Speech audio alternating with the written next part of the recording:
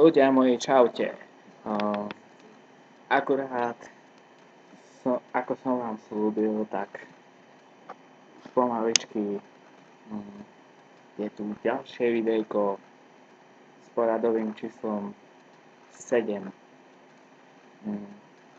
Tak som sa rozhodol, že budem hovoriť o hudbe, keďže mnoho z nás ľudí počúva hudbu. A je jedno akú, či to je disco, metal, pop, rock, alebo ľudovky. Všetci si niečo vypočujeme, bez ohľadu na to, že čo to je. Ja vo svojom živote počúvam kopec vecí. A je jedno, či to je rap, alebo pop. Ja na hudbe som prakticky závislý strašne dlhé roky. Dá sa povedať, že od mala som si spieval nejaké pesničky, čo boli v televízore, čo ľudia prakticky nie všetci poznali. Teda to boli vlastne 90. roky. Ja som vlastne fičal na 90. rokoch, čo boli prakticky pekné časy. Vlastne som fičal na Madone, na Cher, na dajme tomu Vengadores, na Erasure, na strašne mnohých veciach som si fičal. A môžem vám povedať, že každým rokom sa ten pôžitok hudby mení. Mení sa aj môj postoj k nej, keďže stále počúvam niečo nové a nové. A niekedy sa človek musí aj tej dobe prispôsobiť, ktorá je. Teda stále v hudbe sa dá objaviť niečo nové. Stále si človek môže vypočuť niečo, čo nikdy ešte nepočul. Napríklad ja fičím na Linkin Park. Počúvam ich prakticky, keď si to tak spočítam, 15 rokov. Dá sa povedať, že za chvíľočku 16. A môžem povedať, že to je super pocit mať nejakú kapelu obľúbenú, ktorú počúvam dlhú dobu. A prakticky mám napočúvané všetky albumy. A nie tie remixové, ani tie bočné projekty, čo boli predtým. Teda nie, že bočné projekty, teda tie projekty, čo boli dozadu. Ako Grey Days a iné. Proste. Ale môžem vám povedať, že aj bočné projekty ako Fort Minor alebo Dead by Sunrise boli super. A raz mi moja kamarátka Lenka poslala Grey Days, taký starší albumik. Tak som si povedal, že si to vypočujem, keďže tá doba, ktorá bola, ten album vlastne vyšiel v roku 1999, čo som bol vlastne malé dieťa, keď si tak predstavím. Mohol som mať tak 10 rokov. Vlastne hudbu Linkin Park počúvam od 10 rokov ako malé decko. Začalo to One Step Closer a pokračuje to ďalšími peckami. Nebudem vám ich všetky vymenovávať, lebo by sme tu boli veľmi dlho.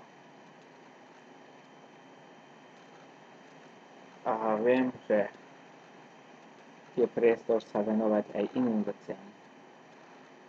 A určite by som vám chcel tak viacej zhrnúť, čo počúvam, lebo tých vecí, čo počúvam, je naozaj mnoho. Napríklad Včera som počúval skvelý album od Ashanti, Braveheart, a úplne ma to dostalo. Každá jedna pesnička bola úplne silná. Proste to malo svoju emóciu.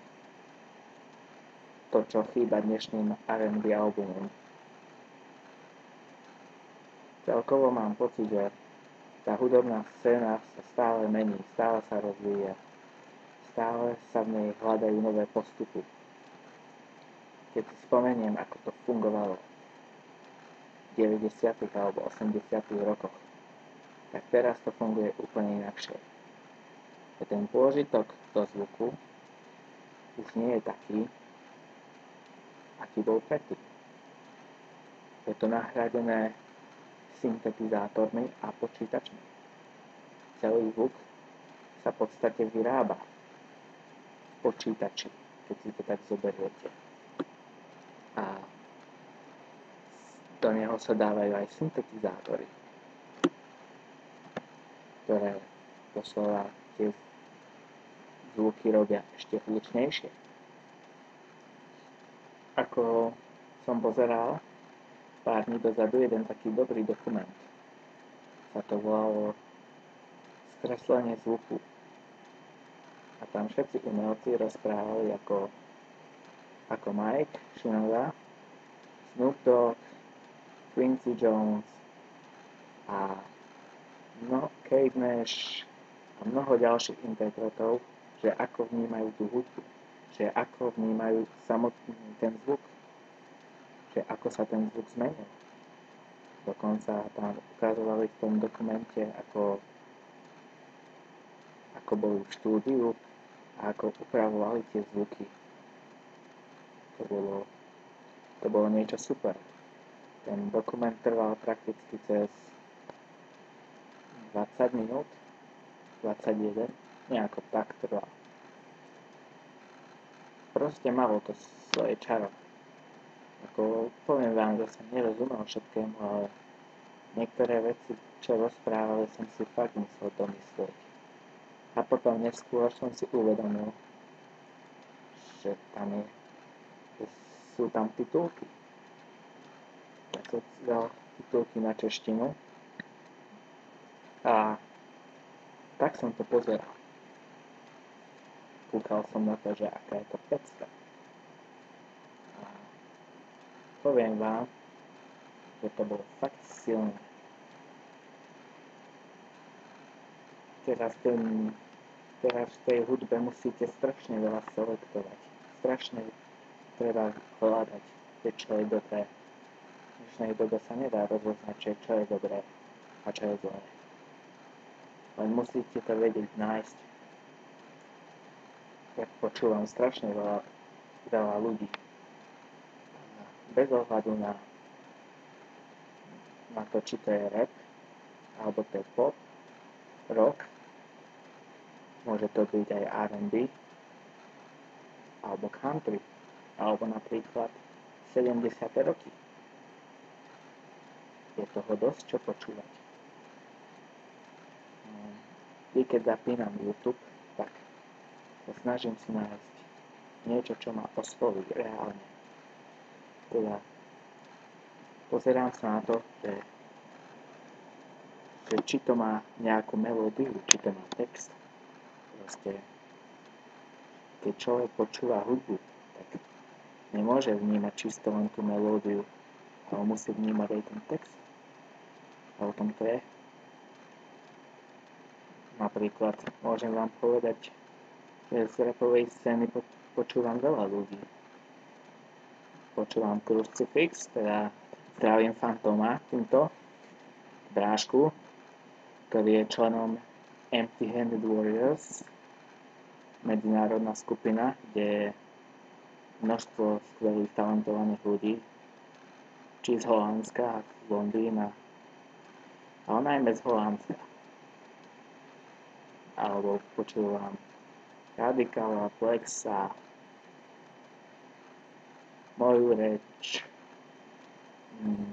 ešte z toho tak počúvam Strapa, Resu, nový talent, Krok späť, úplne suprový typek, ABK, to je tiež týpek peckový. Proste strašne veľa ľudí počúvam. Kebyže si to mám celé zhrnúť do jednej škatulky, tak zistujem, že aký som rozmanitý človek. Napríklad mimo toho rapu počúvam napríklad skupinu Boru. Počúvam Iné kafe, počúvam Paranoid, počúvam Z očí v oči.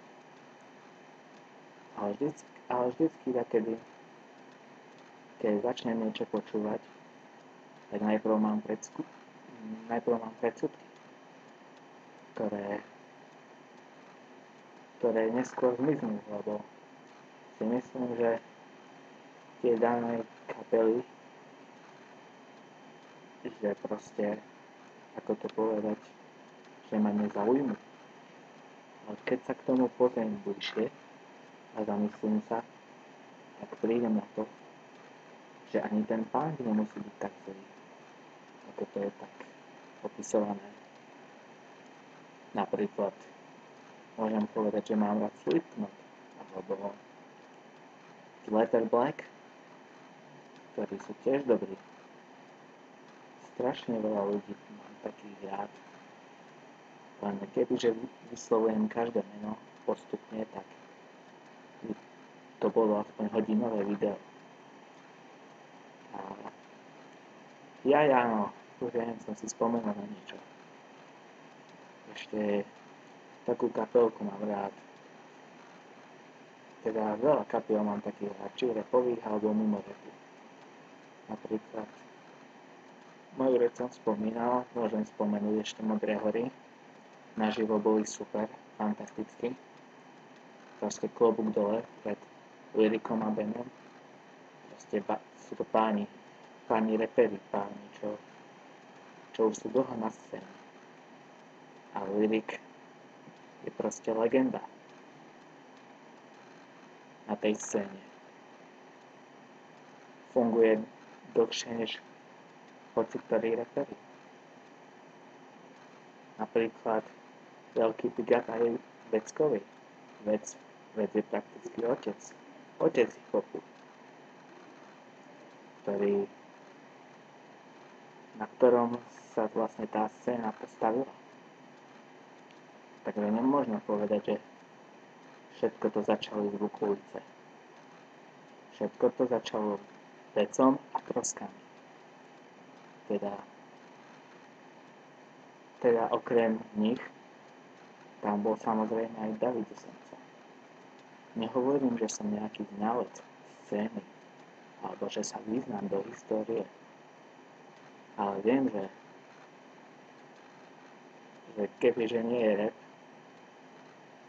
tá forma seba vyjadrenia, tak celá scéna by padla. Prakticky bez rapu by bolo všetko mŕtve. Napríklad, keď si to predstavíme, tak otcom celkovo tej scény, tej európskej, sa dá povedať, že je James Brown. Že R&B alebo tie dané funky, prvky, tak patria do hip-hopu. Všetko s hip-hopom je spojené. A je jedno, či to je funky, blues alebo R&B. Je to jedno. K tomu sa nedá dať taký špecifický rozdiel. Keď si predstavím, že ten pocit počúvať tú hudbu je neskutočné. Je to najkrajší pocit na svete. Viem, že ako vám to poviem, že keď počúvate text, tak sa vám v hlave presne začne vybavovať určitá situácia, ktorú ste si prežili. začne sa vám vybavovať presne to, čo v danej situácii cítite. Proste, keď si to tak zhrniem, tak môžem vám povedať, že som fičal aj na Michaelovi Jacksonovi. Aj keď mal svoj svet a médiá o ňom vytvárali nejaké tie informácie, ktoré boli dosť cestné, tak pre mňa to bol pán interpret, lebo niečo dokázal. Presne ako Tupac. Tupac tiež niečo dokázal. Vyjadroval sa presne tak, ako málo kto v hip-hope. Vyjadroval svoje pocity, názory a často neraz tie názory boli odsudzované spoločnosťou. Ale proste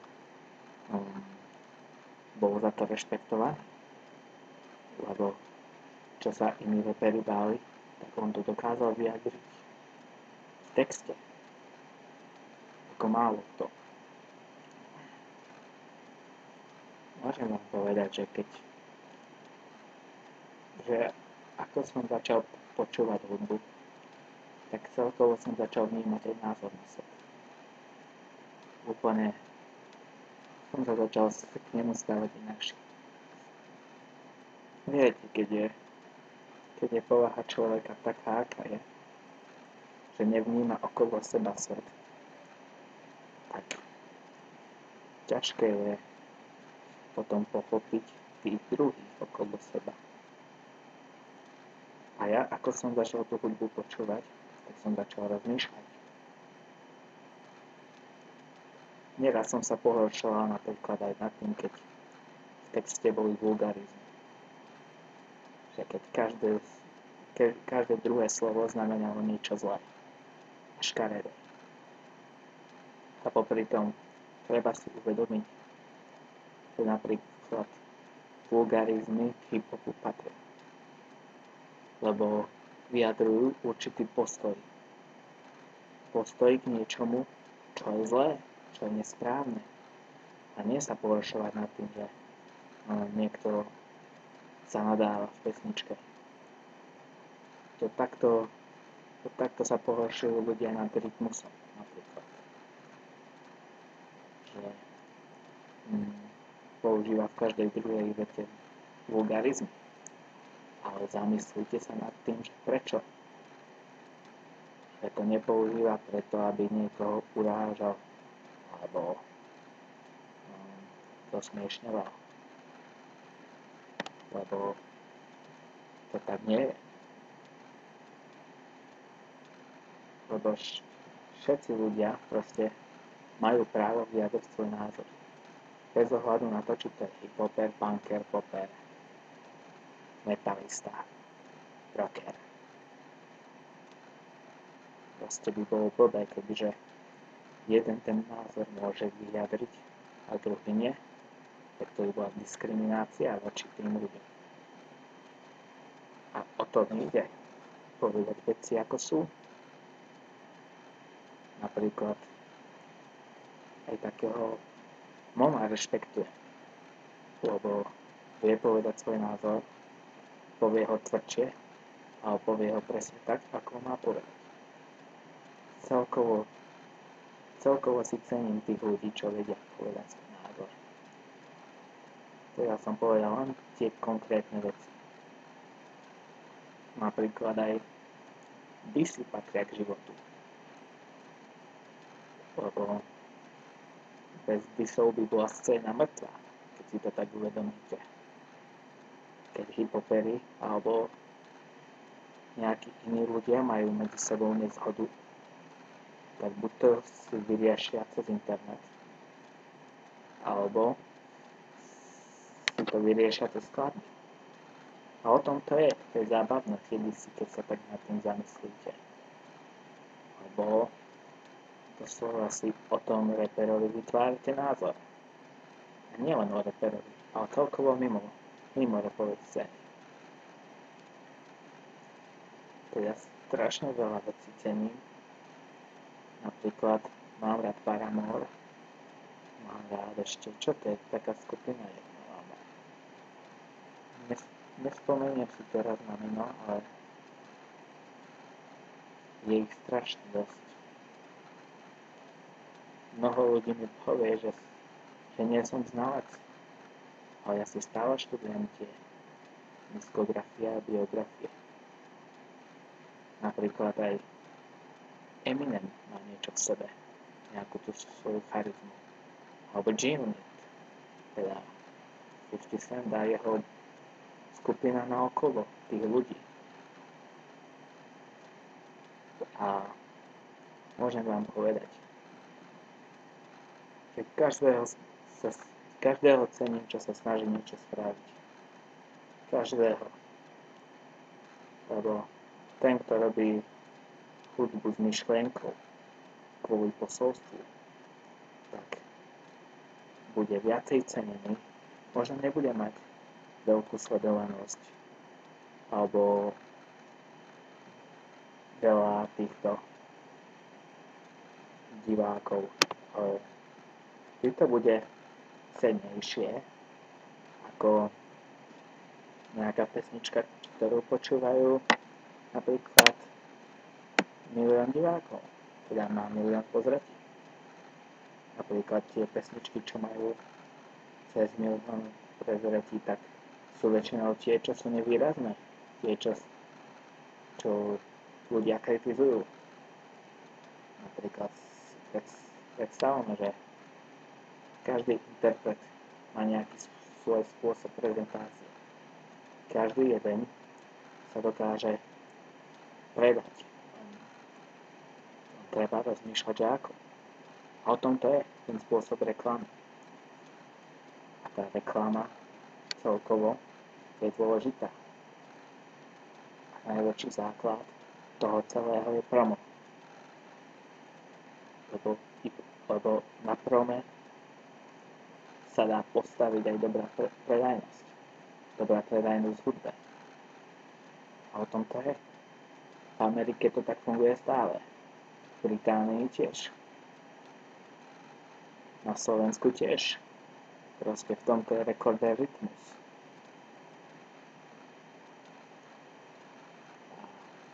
V Amerike napríklad Eminem a Jay-Z,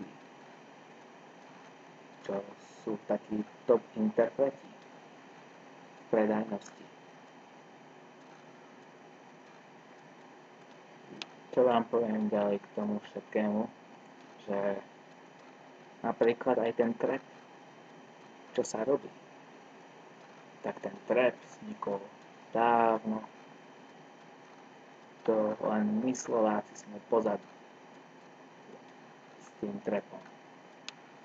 Treba si uvedomiť, že v Amerike a v iných štátoch trap sa robil od začiatku. A je jedno, kto ho robil. Ale proste ten trap bol taký pravý, južanský, taký, dajme k tomu, špinavý juh, tak vám to poviem. Teda trapové prvky znejú ako špinavý juh. Teda poviem vám, že nie všetci môžu robiť trap. A do trapu málo kto vie rapovať. Napríklad obdivujem v tomto Separa, že na tom prakticky postavil album. Na trape. A spravil to dobre. Keďže väčšina ľudí to prijalo a nechcel sa zaseknúť. Celý dobou. Proste doba nadnúti robiť veci, ktoré sú v móde. Najprv je v móde tá diskotéková, čo sa robí rap do houseu a popu. A to je tak, ako keby vás plieskal blesk po hlave. Tak to je. Celkovo tá scéna je rozmanitá. Je v nej strašne veľa ľudí. Je v nej strašne veľa tých, čo nejako dokáže prekvapiť. Ešte niečo som zabudol ako taký dodatok povedať. Že som začal počúvať uvedomelé. Začal som ho prakticky počúvať. Keď si to tak povieme, keď vám to tak poviem, od decembra. Vlastne od decembra minulého roku. A začal som počúvať britskú scénu, lebo tá americká už mi bola prakticky dosť malá. A vlastne všetci tam robili trap, skoro všetci, čes výnimkám niektorí. Napríklad môžem vám doporučiť vypočuť Loke a Logika, teda nie amerického Logika, ale britského Logika, lebo sú dvaja Logikovia. Jeden je z Ameriky a druhý je z Británie. A ten z Británie je o mnoho lepší, vám poviem. Potom počúvam Shady Mansour, to je tiež skvelá reperka,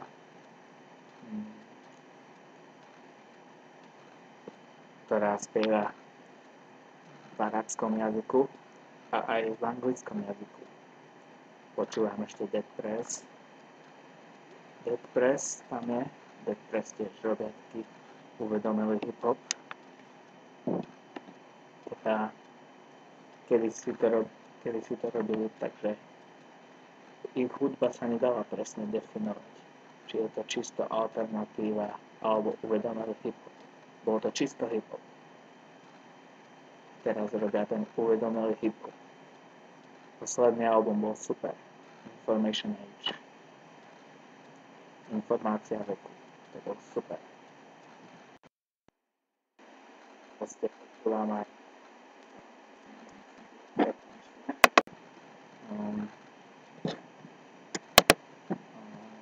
počúvam ešte Akalu.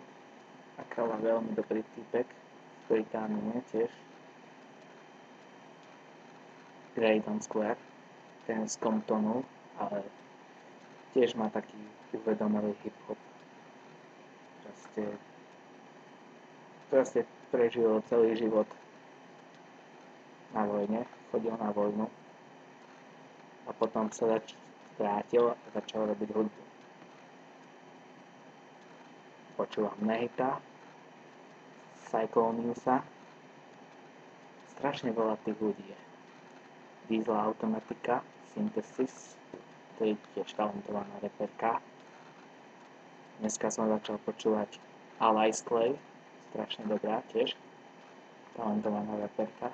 Rhapsody, Reverie, strašne veľa tých ľudí je. Ale to na dlho mám všetkých hovoriť. Možno, že som taký zvláštny, že rozprávam čisto len o hip-hope. Ale celkovo vám poviem, že ma ten hip-hop baví. Lebo v hip-hope je, dajme tomu, najväčšia forma seba vyjadrenia. V hip-hope sa môžete vyjadriť na každú tému. Je jedno, či to je party vec, alebo je to sociálna téma. Každá téma má svoj jasný priestor. A tomto je. Napríklad mám rád aj Impuls. Oni to tiež robia tak uvedomelo. To je tiež taký poriadny hip-hop. Zdravím Mireka, ktorého cením. Je to proste pán reper, talent, ktorému čoskoro vyjde solový album, tak sa máte na čo tešiť. Môžem vám povedať, že tých vecí, ktoré počúvam, je strašne moc. Selektujem. Vždy budem selektovať. Predtým som neselektoval, ja ale potom sa zmenil, taký sa stal sa prelom vlastne. Že kedysi som počúval všetko, aj poeskanice. Napríklad, keď nepočúvam hip-hop, tak druhý najobľúbenejší štýl po hip-hope je drum and bass. Mnoho ľudí si povie, že aká trieskanica, že teda aká somarina. Popri tom tá hudba je tak upokojujúca, že človek pri nej začne rozmýšľať nad životom. Začne rozmýšľať nad tým, že čo v živote spraví a zmení. Teda hip-hop a drum and bass sú pre mňa dva najlepšie štýly. Lebo v nich je vlastne to, čo oslovuje tých ľudí. Napríklad mám rád aj instrumentálne drum and bass alebo dubstep. Dubstep mám tiež rád, ale niekedy mi jeho zvuky idú na nervy, keď vám mám tak povedať. Napríklad strašne veľa toho počúvam drum and bass. Počúvam Feinta, počúvam Spadu, počúvam Duo Science, Triatika, Neckyho. Strašne moc to je. Kebyže vám to mám všetko hovoriť, tak sa svoknete. Blázni moji, možno som nepovedal všetko, ale ak príde taká možnosť, že by som mal o niečom hovoriť, tak o tom budem hovoriť. Napríklad vám poviem, že aj taký Marilyn Manson je geniálny svojím spôsobom, aj keď výstredný, ale geniálny. Všetci umelci, ktorých mám rád, nemôžem ich spomenúť všetkých, to sa nedá vážne. Ale môžem vám povedať, že majú niečo v sebe. Niekto je výstredný, niekto je menej výstredný, niekto je uvedomelý. Všetci sú nejakí. A všetci majú na to, aby dokázali robiť skvelú hudbu. A tak to je. Ľudia moji, viem, že toto video je možno vyčerpávajúco dlhé, ale o hudbe sa dá strašne veľa rozprávať. Že nie len iba 30 minút, ale aj hodinu alebo dve. A určite, kebyže je možnosť o tom hovoriť dlhšie, tak o tom naozaj hovorím. Ja si myslím, že aj je len. Nechcem to tak extra rozpitvávať, lebo potom nebudem mať inšpiráciu o ďalších témach, čo budem hovoriť. Takže ľudia, ak ste si pozreli toto video, tak kľudne môžete ho zdieľať, môžete ho šíriť medzi kamarátmi na Facebooku, kde len chcete, na Google+, môžete ho lajkovať, môžete kritizovať, môžete robiť čo len chcete, ja vám to nebránim. Ja ocením každý jeden názor, čo mi pod toto video dáte. A ten, kto ešte nevidel môj kanál, tak nech si ho zapne a bude mať prístup k všetkým mojim videám. Každý, kto dá odber, tak bude mať proste prístup k môjmu kanálu. Tak ďakujem za pozornosť a príjemný večer.